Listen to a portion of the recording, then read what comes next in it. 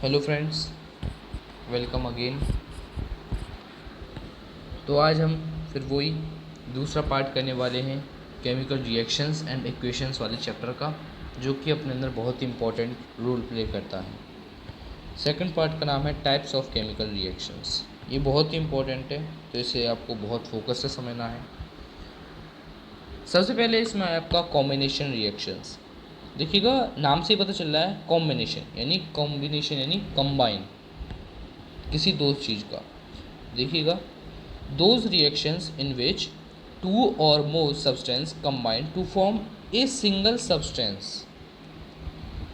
इन reactions में दो या दो से ज़्यादा सब्सटेंस मिलकर एक पर्टिकुलर सब्सटेंस बनाती हैं। जैसे मैंने एग्जांपल में आपको दिखाया भी है, Mg + O2 is equals to MgO। अब आपके लिए एक छोटा सा क्वेश्चन ये है कि ये वाली इक्वेशन बैलेंस है या नहीं है तो बताइए कैसे है, और नहीं है तो बताइए इसको सही करके।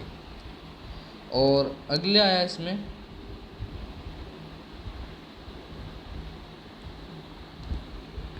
Calcium oxide plus water is equals to calcium hydroxide. ये बहुत ही इंपॉर्टेंट रिएक्शन है, इसको आपको अच्छी तरीके से समझ के रखना है। कैल्शियम ऑक्साइड जो होता है, ये बहुत बार क्वेश्चन में पूछ लिया जाता है आपका 3 नंबर में। ये वाली इक्वेशन से क्वेश्चन आ भी जाते हैं 3 नंबर में बहुत सारे। तो आते किस तरीके से कि ए substance which react vigorously with water to form a compound B. इस तरीके से ही आएंगे आपके पेपर में, अच्छी तरीके से ध्यान रखिएगा। और आपको हिंट के तौर पे कैसे दिया जाएगा, ध्यान रखिएगा। जो कैल्शियम ऑक्साइड होता है, वो कैल्शियम ऑक्साइड आपका वाइट वॉशिंग के लिए काम आता है, वाइट वॉशिंग के लिए हाउसेस में, ठीक है, ओके। और जब कभी भी कैल्शियम हाइड्रोक्साइड बन जाता है, ठीक है, तो कैल्शियम हाइड्रोक्साइड जो होता है वो वॉल्स पे लगाया जाता है, हाउस की वॉल्स पे। तो आपको हिंट में ऐसे दे दिया जाएगा कि ए substance used in white washing and B compound और solution used in walls of house. ये बहुत ही इंपॉर्टेंट है आपके लिए, ध्यान रखिएगा। Okay okay. अगला आ रहा है आपका डिकम्पोजिशन रिएक्शंस।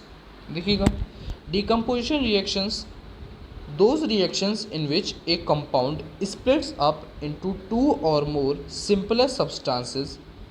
यानी इन रिएक्शंस में एक पर्टिकुलर कंपाउंड अपने दो सिंपलर सब्सटेंसेस या दो से ज़्यादा सिंपलर सब्सटेंसेस में टूट जाता है, यानी अपने छोटे कॉन्स्टिट्यूएंट पार्टिकल्स में, अपने से छोटे पार्टिकल्स में, जिससे मिलके वो बना था, यानी कॉम्बिनेशन रिएक्शन का जस्ट अपोजिट। जैसे आपका CaCO3 है, जिसे हम बोलते हैं कैल्शियम कार्बोनेट, ठीक है, बहुत इंपॉर्टेंट है ये। कैल्शियम कार्बोनेट का नाम आपको अच्छी तरीके से याद रखना है, क्योंकि बहुत आगे चल के नाम भी आता है इसका। दूसरा नाम होता है इसका केमिकल में लाइम स्टोन, ठीक है, जो कि अपने अंदर बहुत ही इंपॉर्टेंट रोल प्ले करता है, ठीक है। तो जब कभी भी कैल्शियम कार्बोनेट को हम डिकम्पोज करेंगे तो ध्यान रखिएगा, डिकम्पोजिशन रिएक्शंस कौन सी रिएक्शंस होती हैं? सारी एक्सोथर्मिक रिएक्शंस होती हैं। कौन सी रिएक्शंस होती हैं? ध्यान रखिएगा, डिकम्पोजिशन रिएक्शंस सारी रिएक्शंस होती हैं वो एंडोथर्मिक। याद आ चुका होगा आपको एंडोथर्मिक, जिसमें हीट की हेल्प से हीट इन्वॉल्व होती है उन रिएक्शंस में। तो ये एंडोथर्मिक रिएक्शंस होती हैं। क्वेश्चन आप सभी के लिए ये है कि रेस्पिरेशन रिएक्शन जो होती है वो एंडोथर्मिक है या एक्सोथर्मिक रिएक्शन है? इसको भी कमेंट सेक्शन पे लिख के बताइएगा, ठीक है। तो यहाँ पे आपका हीट की प्रेजेंस में जब ये टूटता है तो कैल्शियम ऑक्साइड और कार्बन डाइऑक्साइड बनता है। अगली जो रिएक्शन है बहुत इंपॉर्टेंट है, सॉरी इक्वेशन FeSO4, जिसे हम बोलते हैं फेरस सल्फेट। किसको बोलते हैं? FeSO4 को। ये इसको। और Fe2O3 को बोलते हैं फेरिक ऑक्साइड। देखिएगा आयरन के कभी कभी दो वैलेंसीज आ जाती हैं, दो होती हैं, फेरिक और फेरस। फेरिक की जो वैलेंसी होती है वो होती है 2 पॉजिटिव और फेरस की होती है 3 पॉजिटिव। ये कुछ दिक्कत होती हैं इनके अंदर, ठीक है। जैसे आपके Ca2 पॉजिटिव और सी बहुत होते हैं इसे, ठीक है।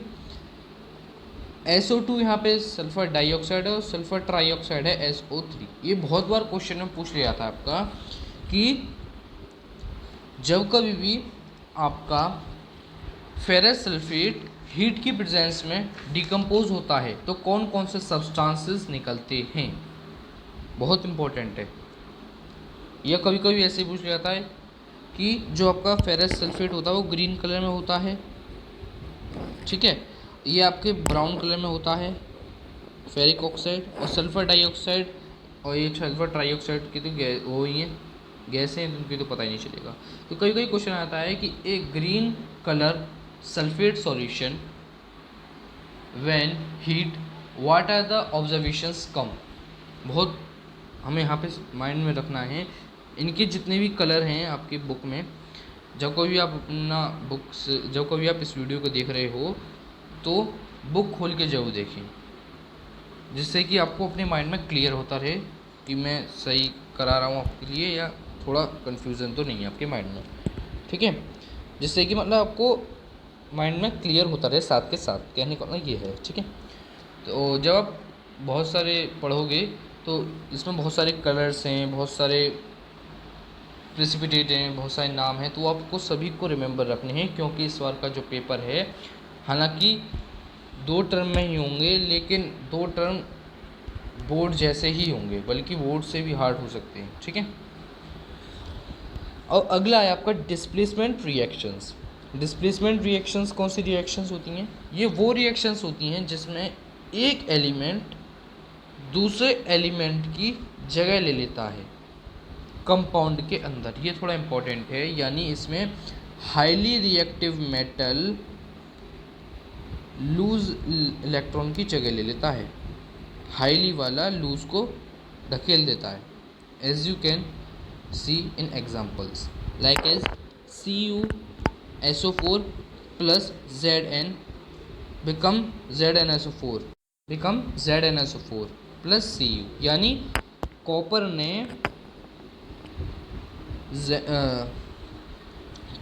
ने जिंक ने कॉपर को पछाड़ दिया, जिसकी हेल्प से यहाँ पे डिस्प्लेस होके बैठा है अलग।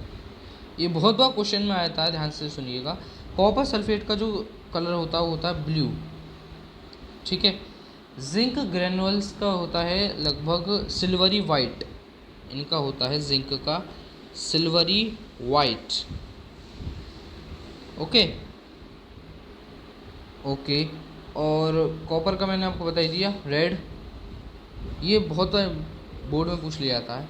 अगला है आपका CuSO4 plus iron is equals to ferrous sulphate plus copper, यानी यहाँ पे इस बार आयरन ने हटा दिया इसे, ठीक है, ओके। तो ये बहुत बार क्वेश्चन में आता है कि when we dip iron nail in blue colour copper sulphate then how colour change into green. यानी ये आपका मान लीजिए ये आपका कॉपर सल्फेट है, इसके अंदर कॉपर सल्फेट के अंदर जैसे ही मैं आयरन के पीसेस डालता हूँ, ये आयरन का एक रॉड है, तो इसका जो कलर है वो किस में चेंज हो जाता है? रेड के ग्रीन के अंदर चेंज हो जाता है। तो हाउ? क्योंकि कॉमन सी बात है, iron is highly reactive then copper due to which iron displaces the copper and colour changing into green. अब आपका आया अगला double displacement reactions. Double displacement reactions होती क्या है, इनको हमें बहुत इंपॉर्टेंट तरीके से समझना है, कृपया करके देखिएगा। डबल डिस्प्लेसमेंट रिएक्शंस वो रिएक्शंस होती हैं जिसमें दो कंपाउंड में दो कंपाउंड में एक्सचेंज ऑफ आयंस होता है। कैसे, नहीं आया आपकी कोई बात नहीं, देखिएगा ध्यान सुनिएगा। आपका Ag पे होता पॉजिटिव चार्ज और NO3 पे होता नेगेटिव चार्ज, ठीक है। ऐसे ही Na पे पॉजिटिव, NCl पे नेगेटिव, ठीक है। तो कॉमन सी बात है, अब ये आयोनिक कंपाउंड ही तो है ये। देखिएगा ये Ag और NO3 है, तो ये Ag वाला Na पे थोड़ी नहीं जाएगा, नहीं। Ag वाला किस पे जाएगा, अपने नेगेटिव वाले पे, तो Cl पे जाएगा वो। Cl पे जाने के बाद वो क्या बन गया, AgCl, और जो NO3 है वो Na पे जाएगा, जिसकी हेल्प से Na3 बन गया, NaNO3। कॉमन सी बात है, यानी इसमें एक्सचेंज ऑफ आयंस होता है टू कंपाउंड्स के बीच में। ये इंपॉर्टेंट है आपके लिए। और अच्छी तरीके से समझने के लिए एक और एग्जांपल ले लेते हैं। BaCl2 beryllium chloride plus sodium sulphate Na2SO4। Barium पे होता है पॉजिटिव Cl, पॉजिटिव Cl, तो ये पॉजिटिव Cl पे गया और पॉजिटिव इस पे गया, तो जिसकी हेल्प से बेरियम सल्फेट और सोडियम क्लोराइड बन गया, ठीक है। अब आया आपका ऑक्सीडेशन एंड रिडक्शन रिएक्शंस, ये भी इम्पोर्टेंट है अपने अंदर। देखिएगा ये थोड़ी इजी भी हैं और इम्पोर्टेंट दोनों हैं। Oxidation and reduction reactions, the adding of oxygen और the removal of hydrogen is called oxidation reactions. यानी अगर किसी भी रिएक्शन के अंदर ऐड हो रहा है ऑक्सीजन या रिमूव हो रही है हाइड्रोजन, तो उन रिएक्शंस को कहेंगे हम ऑक्सीडेशन रिएक्शंस। और इसी का उल्टा, अगर ऐड हो रहा है हाइड्रोजन और रिमूव हो रही है ऑक्सीजन, तो इसको हम कहेंगे रिडक्शन। हम मान कैसे लें, एग्जाम्पल मैंने आपको दिखाया भी है। अरे सॉरी, गलती हो गई। देखिएगा यहाँ पे थोड़ी गलती है, इसको इग्नोर करिएगा। यहाँ पे एक छोटी सी माइनर गलती है, माइनर नहीं बिग गलती है। जब कभी भी हम CuO प्लस H2O को रिएक्ट करते हैं, Cu प्लस H2O बन जाता है, ठीक है। तो यहाँ पे बताना है हमें कि हमारा जो ऑक्सीडेशन कहाँ हुआ और रिडक्शन कहाँ हुआ। कॉमन सी बात है, मैंने बताया था आपको एडिंग ऑफ ऑक्सीजन। तो ऑक्सीजन का एडिशन कहाँ हो रहा है, यहाँ पे H2 था, यहाँ पे H2O हो गया, तो कॉमन सी बात है ऑक्सीडेशन तो यहीं पे हो रहा है, ये तो सही है। अब मैंने बताया था आपको रिडक्शन, तो या तो एडिंग हो हाइड्रोजन का या रिमूवल हो ऑक्सीजन का। तो CuO है और ये Cu है, लेकिन मैंने H2O पे लगा दिया, जो कि गलत है। तो यानी CuO से Cu पे, ये हुआ आपका रिडक्शन, ठीक है। और इफ़ेक्ट्स की बात कर लेते हैं थोड़े से। डेली लाइफ में इफ़ेक्ट्स होते हैं ऑक्सीडेशन रिएक्शंस के, ये रिडक्स रिएक्शंस भी बोल सकते हैं इसको, क्योंकि रिडक्शन का रिडक्शन का रेड और ऑक्सीडेशन का aux, redox reactions 11th class में एक पूरा चैप्टर है आपका केमिस्ट्री में, ठीक है। तो आइए सबसे पहले देखते हैं कोरोजन। कोरोजन क्या है? The corrosion is the process in which metals are eaten up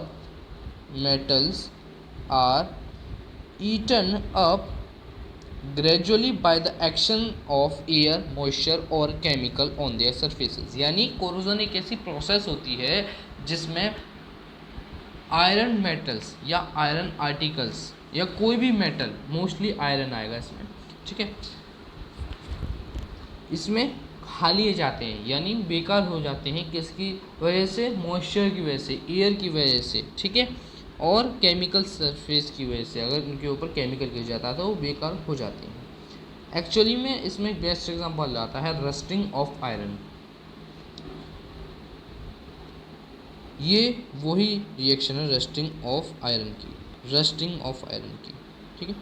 देखिएगा 4Fe plus 3O2 plus 2XH2O, यहाँ पे X है number of molecules of water यानी H2O के, ठीक है। फिर इसके इज इक्वल्स टू हमारा 2Fe2O3 डॉट 2XH2O, ये this is known as your hydrated hydrated iron third, इसे हम रस्ट भी बोल देते हैं क्या, रस्ट ही है ये, ठीक। अगला, ये ध्यान रखिएगा, ये इक्वेशन बहुत इंपॉर्टेंट है, अक्सर पूछ ली जाती है आपके पेपर में, आपके एज यूजल स्कूल पेपर्स में पूछ ली जाती है आपके, ठीक है। अगला है इसमें part, rancidity of food. Rancidity क्या है? रेनिसिडिटी एक कंडीशन प्रोड्यूस हो जाती है, aerial oxidation of fats and oils mark by unpleasant smell. यानी एक ऐसी कंडीशन होती है उन खानों में जिनमें ऑयल्स और फैट पाए जाते हैं, लाइक एज चिप्स और आपके पकौड़े वगैरह, अगर वो एक पर्टिकुलर जगह पे रख दिए जाएँ कुछ दिनों के लिए तो उनमें ऑक्सीडेशन नाम की एक प्रक्रिया हो जाएगी, कॉमन सी बात है, और इसलिए उनमें एक अनप्लीजेंट स्मेल यानी एक गंध आने लग जाएगी थोड़ी सी, ठीक है। उसी दिक्कत को हम कहते हैं रेंसिडिटी। हिंदी में बोलते हैं इसे, सॉरी संस्कृत में बोलते हैं इसे विकरी गंधिता।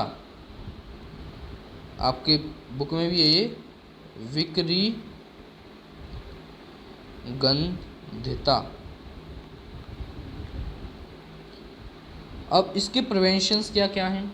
ये प्रिवेंशन है इसके by adding antioxidant like as BHA and BHT, both are very important. पूछ लिए जाते हैं आपके कि कौन से एंटीऑक्सीडेंट डालने चाहिए हमें अपने खाने के अंदर जिसकी हेल्प से खाना बेकार ना हो हमारा। तो BHA और BHT, इसकी फुल फॉर्म होती है ब्यूटिलेटेड हाइड्रोक्सी एनिसोल और ब्यूटिलेटेड हाइड्रोक्सी ट्यूलिन, ठीक है। और इन खानों को हमें नाइट्रोजन नाम के एरिया में, नाइट्रोजन नाम के पैकेट्स में रखना चाहिए। और lastly, we should store food in refrigerator, very important, रखते भी होंगे आप लोग, ठीक है। तो students, by this we have completed the first chapter of class 10th students. Hope you understand this chapter. Please share this video to your friends and subscribe my channel for our all new videos. Comment and like also. Be safe and be happy. Thank you students. Thank you once again.